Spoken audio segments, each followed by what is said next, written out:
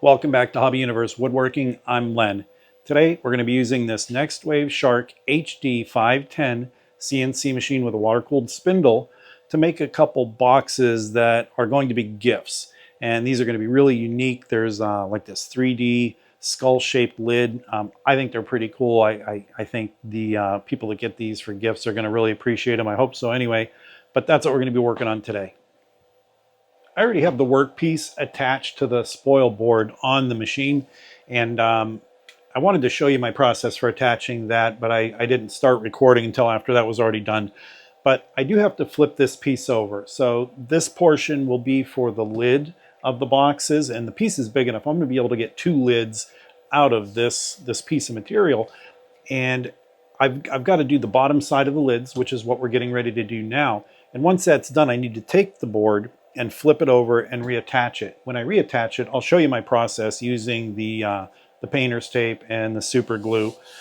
But another thing I've done, which I haven't done before, is I've attached this metal square to the bed of the CNC with clamps, and I made sure that it was perfectly in line with the travel of the CNC bridge. And the reason for that is I'm going to do the backside or underside of the box lids.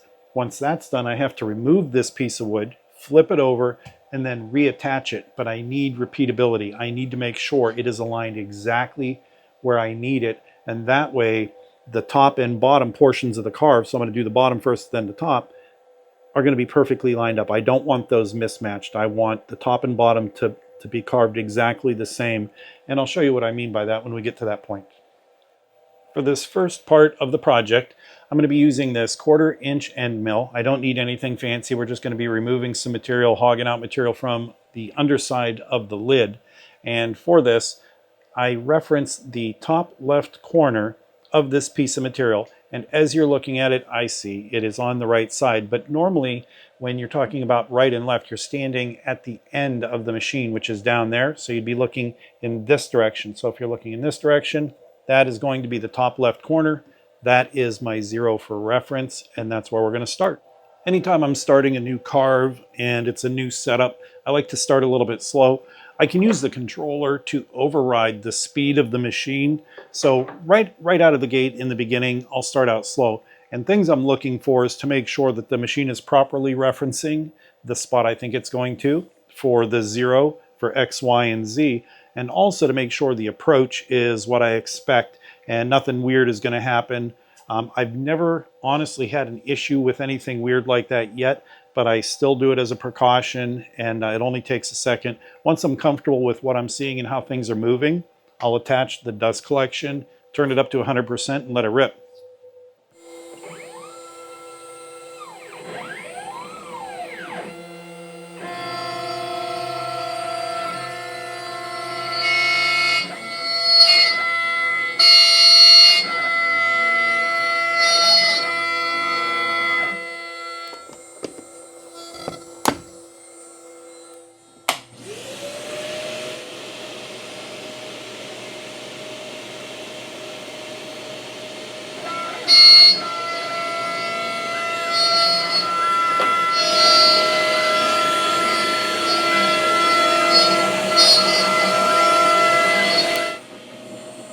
First one is done. This looks good.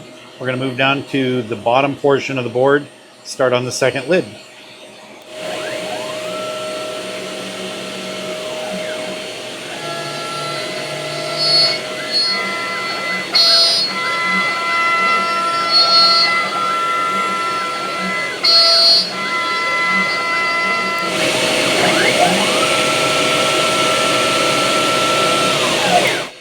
Looks like we're good. Now we're going to get ready to flip this piece over, get the front side carved.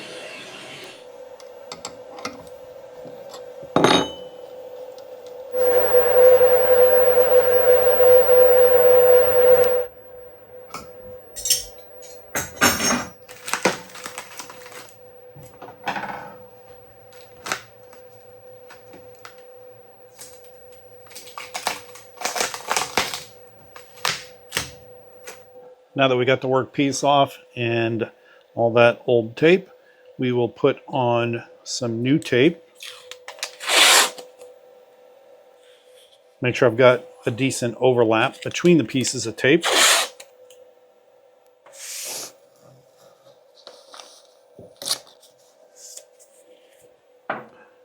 Make sure it's all pressed down really good. Again, making sure there's an overlap between pieces of tape and also that it's pressed firmly down, especially at those seams, because you do not want the glue to seep under the tape. We've got the bed or surface of the machine all taped off. Now we're going to do our workpiece. And this is now going to be the bottom of the workpiece. We're going to flip it over. Okay, so that's nice and flat. Our table. This is where the super glue comes into play. I'll put down a bead of super glue. I don't want to get too close to the edges because I don't want it to squeeze out and end up on my surface of the CNC or on the workpiece. So I'll just put some down, and then I've got some accelerator that I'll explain what that is here in just a second. And I'll line it up with that corner, and I'll press it into place, and it'll be locked in. So I've got my CA glue. This is thick. I actually prefer a medium. I definitely don't like the thin for this. This is thick, which will work. So we've got the CA glue down. And then we have this activator. And what this stuff does is when it comes in contact with the CA glue, it sets up like really, really fast instantly. And I know this stuff is called instant glue, but honestly, if you use this accelerator on there or activator, it makes a huge difference. Hit it with a little bit of that. Line this up. You only get one shot at it because it is instantaneous. Get it lined up. Push it down. And now it's rock solid. It's not going anywhere. So assuming that all of my cuts are square and that I'm properly lined up with that metal square that I have clamped down to the bed, when I move X and Y to 0, the tip of that bit should end up in that top left corner.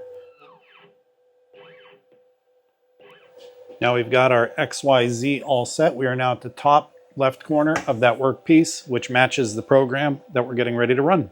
So we're going to do it the same way we did before. I'm going to start out slow. We're going to make sure that this thing goes where we expect it to go, no surprises, and then we'll speed it up. It should carve the 3D face of the skull down on this bottom part of the workpiece, and then once this one's complete, it should automatically come up here and finish that one.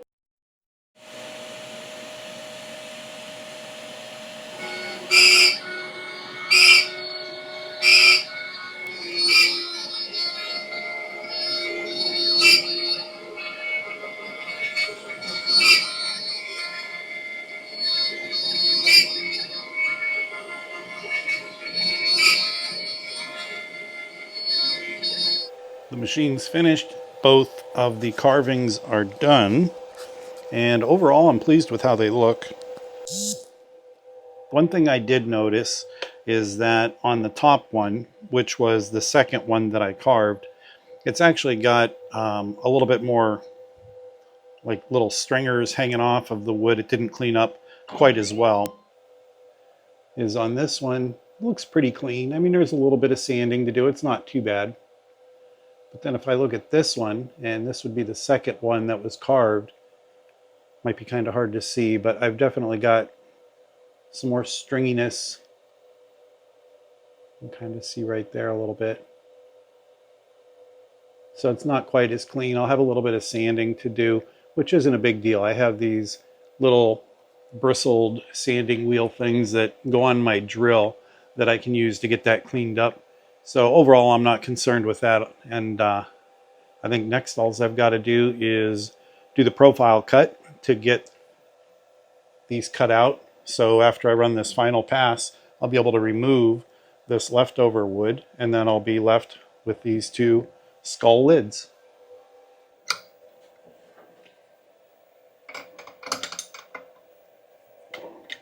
Something I've gotten in the habit of doing is after I'm done with one of my bits, I have this little pill bottle filled with some cleaner. It's like an orange cleaner. And I let the bits soak in that for a little while before I take them out and put them back. That way I get any sap or any buildup or anything that's on the bit off. And that way next time I'm ready to use them, I should be good to go. Doesn't have to be crazy tight. That's not going anywhere. Those collets grab really good. Move the bit into position so I can set up my Z0.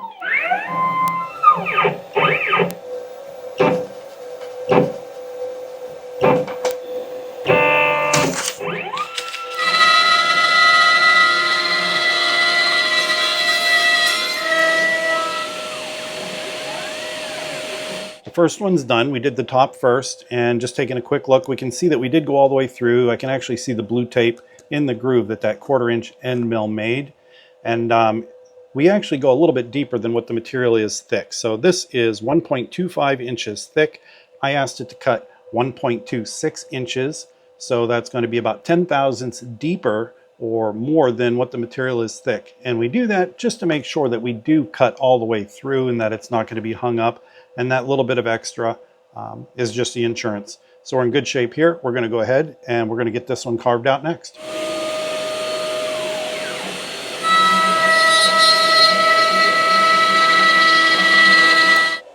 This one looks good as well. I have a lot of sawdust down in here. I didn't suck it out before showing you this time. I did on that one. But anyway, we're in really good shape on these. Now all we got to do is pop off this piece of scrap, pull these out, double check, make sure they look good, and we'll move on to the boxes.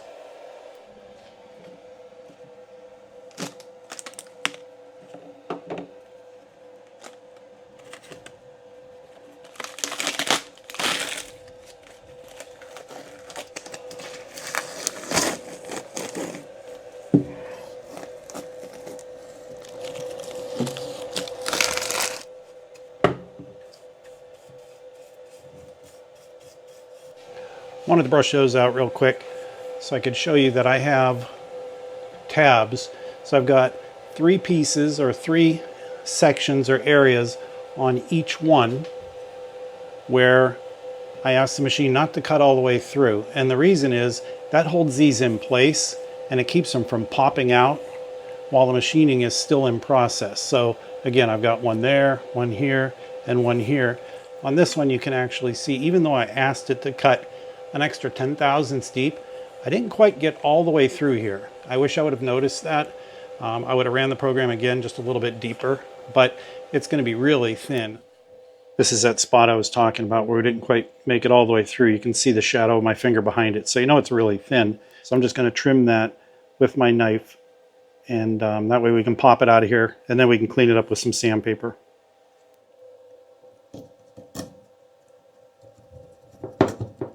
So I've got this small saw. I'll use that to cut out these tabs.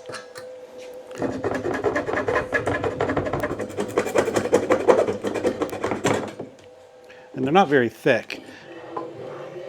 So I probably could have just taken and smacked them or whacked them and they would have popped out of there. But the concern is if I were to do that and this would break off, it could potentially damage under here. I want a nice square edge right along there. So I'd rather cut them and then just take this and push it up against my sander and clean that up, make it nice and round. Because I'm going to have to sand them a little bit anyway. But I mean, overall, I think these things are kind of cool. Again, it's going to be a very unique gift for the 2 people that are going to get these.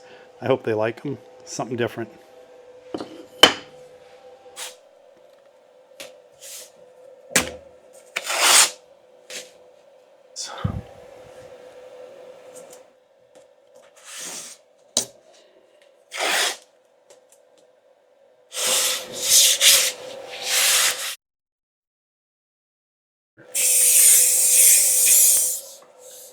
We are good to go.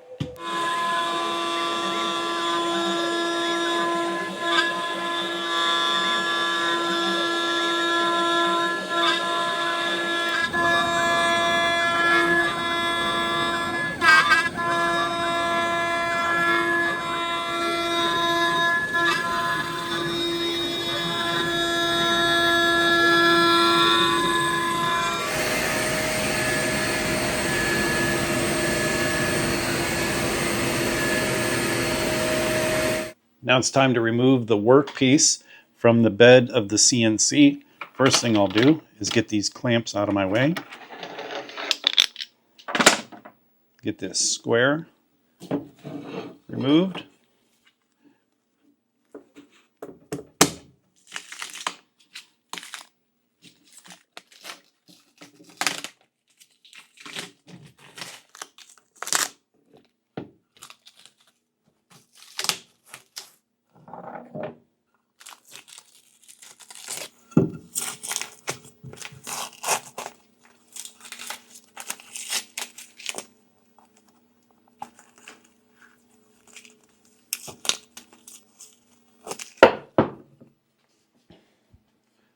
Now that we've got all the machining done, the only thing I've got left to do is a fair amount of sanding.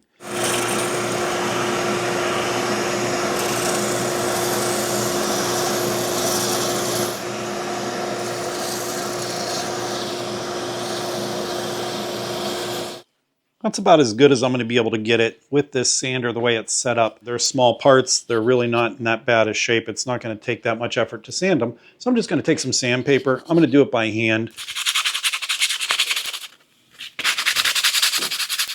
I got the majority of the sanding done. I did that by hand. And now that I'm through that, I'm going to use these little bristle brushes I have, these rotating abrasive wire brushes. I've got one already mounted in the drill press, and that's going to make getting in all these little nooks and crannies a lot easier.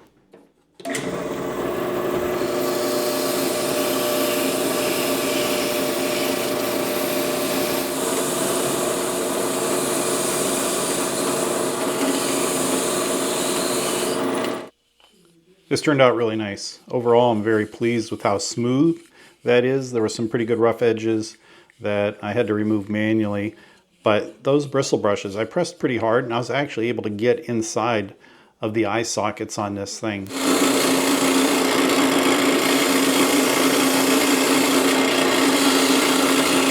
Got everything sanded, we're ready to finish. I'm going to be using this Formby's tung oil finish, which is actually a type of a varnish that contains some tung oil, so it's not a true 100% tung oil. I like this stuff. The finish, for me at least, is a little bit better, and I'm going to be using the high gloss because I do want these to have a nice shine to them. When I'm making a keepsake box or something like that, I'll generally go for a matte finish or something more natural, but these I do want to shine. Alright, so I'm actually not going to use this. This stuff's been sitting for a couple years. I haven't used it. I don't think it's going to work okay, and I'm not willing to chance wrecking these projects by putting something like this on there, so we're not going to do this right now. Since that tung oil finish I was going to use is no good, I've decided to use this clear gloss polyurethane. Well, I've changed my mind. You know, I thought I was going to want a nice glossy finish on these boxes. Usually I'm more of a natural finish kind of guy, but I just thought with the detail and everything on these skulls, I thought it'd look pretty neat if they were glossy. Once I had the finish on, I just don't like it. It's just, shiny is not really my thing, especially on something like this, I guess. I did hit it with this really, really fine steel wool after it was dry, which I do anyway. I do that between coats whenever I'm putting any kind of a finish on. And once I took some of the shine off, I actually like it better. So I'm going to go back over to the drill press and I'm going to see how much of this shine I can knock off of here. And if I can get most or all of it off, then I'm just going to call them done.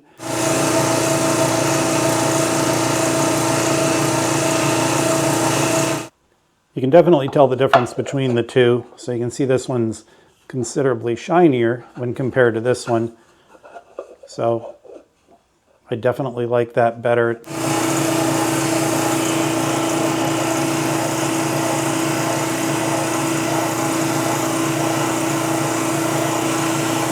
I just like that natural look better. I mean, the shiny for some people might be pretty cool, but for me, that's where it's at. Well, these things are done. I was able to get all the shine off using just the bristle brush on my drill press. So I'm really happy with how they turned out. Are they perfect? Absolutely not. Never has anything come out of my wood shop that I would call perfect. You know, those of you that do things like this, woodworking or whatever it is, you're gonna feel the same. You know, you're gonna be your own worst critic. You're gonna know where all those little imperfections are, or things you wish would have turned out a little bit differently. But you know, the people you give these things to as gifts or whatever you do with them, they're going to appreciate them. They're not going to notice all those little things. They're not going to be as critical as you are. So really, you know, don't worry about it. You know, again, overall, happy with how they turned out. First time doing a box like this using my CNC machine. Now, I had made a box previously. It's called a leaf box. And but I didn't have a CNC at the time. I used my jigsaw and a spindle sander, and they turned out pretty good, but I think they could be better. And if I use the CNC, I think they'll be a lot more accurate. They're kind of a unique design, and there's also a story behind them in the wood that I used to make those leaf boxes. But I'll make a video of that and I'll share that. So if you're not a subscriber and you'd like to learn more about that, make sure you hit the subscribe button. That way you'll catch that video when it comes out. With that being said, I am done with this project. I appreciate you taking the time to watch. Again, if you're not a subscriber and you like stuff like this, make sure you hit that subscribe button. If you like the video, hit the thumbs up. I appreciate you taking the time to watch. Be safe and enjoy the rest of your day.